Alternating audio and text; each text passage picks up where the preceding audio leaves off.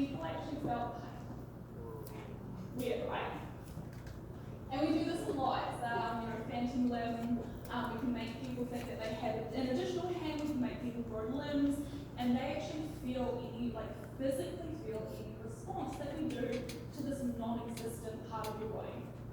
So the functional flexibility is the fact that your mind actually has no idea what is on your body. If we show you it, it's like, great, I now have a tail. I now have 2 heads.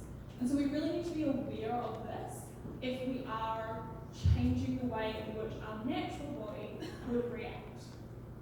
So, the starting point is make sure that you meet your users where they are, not where you want them to be.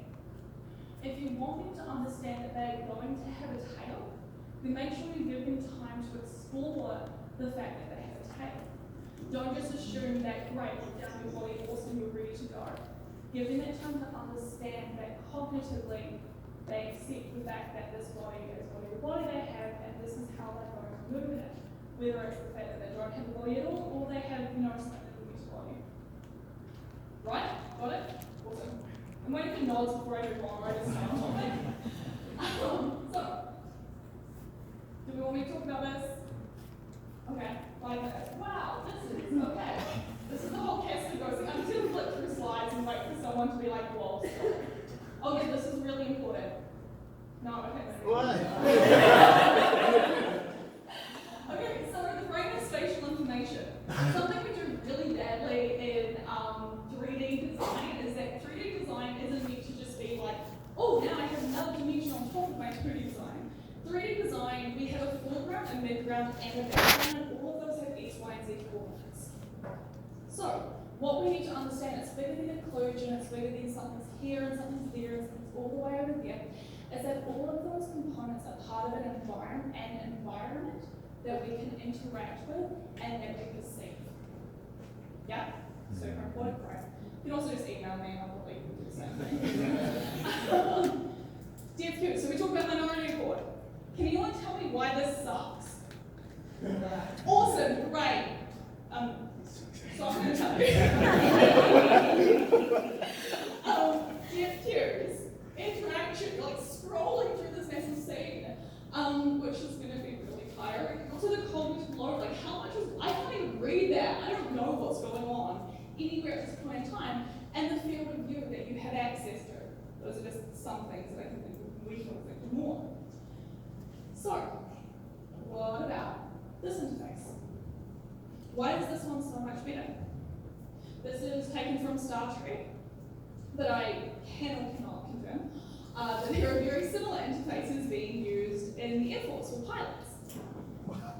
It's because the depth cues have changed. The way in which we see where something is in space in relation to us. The interaction of this interface isn't a push-pull thing with a hologram that doesn't exist. That is generally static information that changes with your natural environment. It's a far lower cognitive load because although this one is slightly different to the ones that are actually being used, the idea is that there is not an overload of information where I don't want to see all of your faces and where you work and where you went to school and your GPA and who called their mum last night. I don't need all that information. It's also going to be really overwhelming for me and stop me getting back to work. What I would like to know is, are people responding to what I'm saying? Should we move on to the next slide? Perception. So this is where I talk a little bit more sciencey. I don't know how much. 2 minutes? I've got 2 minutes to talk science. Okay. Convergence. Who knows about convergence? Okay. Who knows about models of attention? Okay. I'm going to go skip over convergence because people know about this. I'm going to talk about the brain that lies. So, everything, all of the information that goes into your brain, especially with AR and VR, is wrong. I'm telling you this as a neuroscientist. Your brain is lying to you all of the time. We've already talked about functional flexibility, but has anyone ever seen this video? Yeah. So you have to count the number of times it bounced the ball, and during that, a massive gorilla, someone in the gorilla starts to walk through, and you don't notice it. I have run very similar experiments to this in AR and VR. People notice less, right? So where we actually put attention, what we want our users to be attending to is very important, and how we actually guide that attentional focus. So some brainstorm ways of how to do this, we could just like script that design into something very similar to the slides that I'm presenting now. Not a lot of information, minimalist design. We could be using colours, have something a little bit bolder, something a little bit faded out. We could have something bright, flashing neon green, and then everything else would be kind of greyed out. We could use animation, something's kind of bouncing in front of you, like in most games, you're like, great, this cat's got like a quest for me. So what I can tell you from the research lab, minimalist design does not work. It confuses your users, and also because there's less information, there's less guidance, they have less context, but also they don't know what to expect about this, and it confuses their brain more. So that's what dropouts are. Don't talk about that. Don't talk about that. Don't talk about that. This is really important in the sense of we have so many different displays that we can interact with. I mentioned here on the phone, we have mobile AR, WebXR, we've got all of these different headsets available to us with AR or VR. And what we can start to do instead of being like, oh, yeah, VR is correct, and like let's all get on, whatever new AR can see someone bringing out.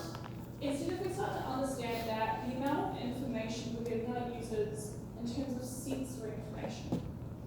A lot of us in the room would have worked with spatialized audio before, and we can immediately know the difference between environments and experiences that have spatialized audio to ones that don't have any audio at all.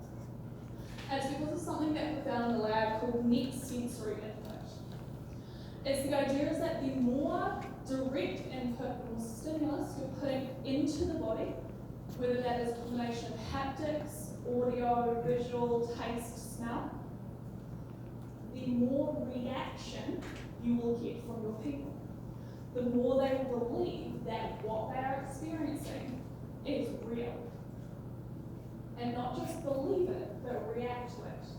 We have these things called mirror neurons, which basically allow you when you're going to start yawning, which is really fun. But yawning doesn't really come in terms of mimicking until we get to about here. A mid-level environmental fidelity, that's in terms of resolution, but with a high net sensory input.